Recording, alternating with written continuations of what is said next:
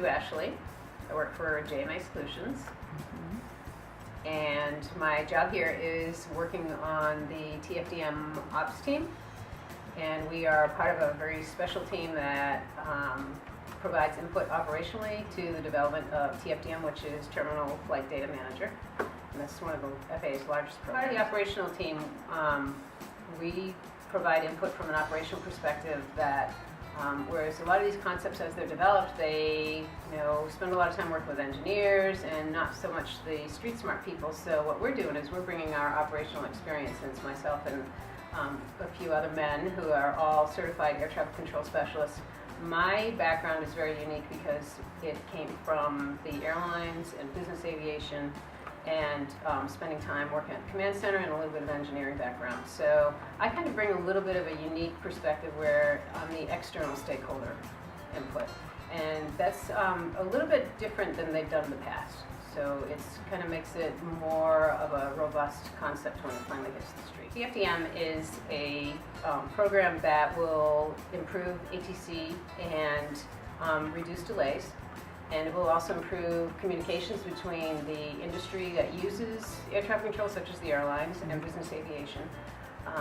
That way they'll have a better understanding of what's going on altogether, rather than just sitting in an airplane and saying, why is my airplane delayed? So TFDM is going to make significant improvements in that arena. It will also improve the level of work for the air traffic controller.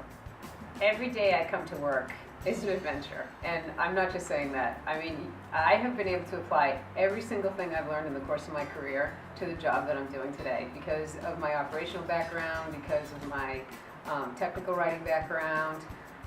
We're doing work that requires me to kind of reach back, and from one day to the next, I don't know what it's going to be for the most part. But it's just so much fun to come to work because you just never know what's going to come down the pike. I mean, you know what's expected of you, basically from your sponsor, but to meet those expectations, it takes a whole lot of adaptability and flexibility. So that's one of the best things about this. I'm from Massachusetts. Grew up in southeastern Massachusetts and have pretty much through the course of my career lived in Maryland and then in Pennsylvania, and now I've been in Northern Virginia for 10 years. I live way out in Stevens City, which is outside of Winchester, and I have a horse.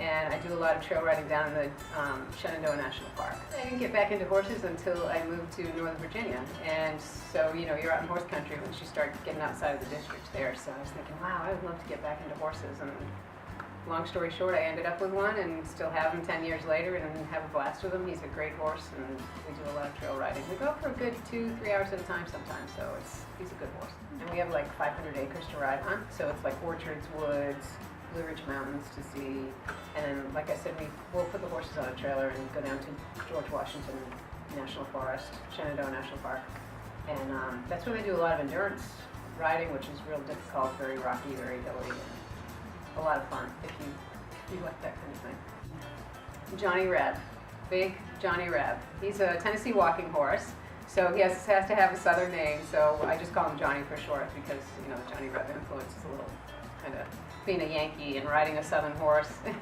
Makes it a little interesting.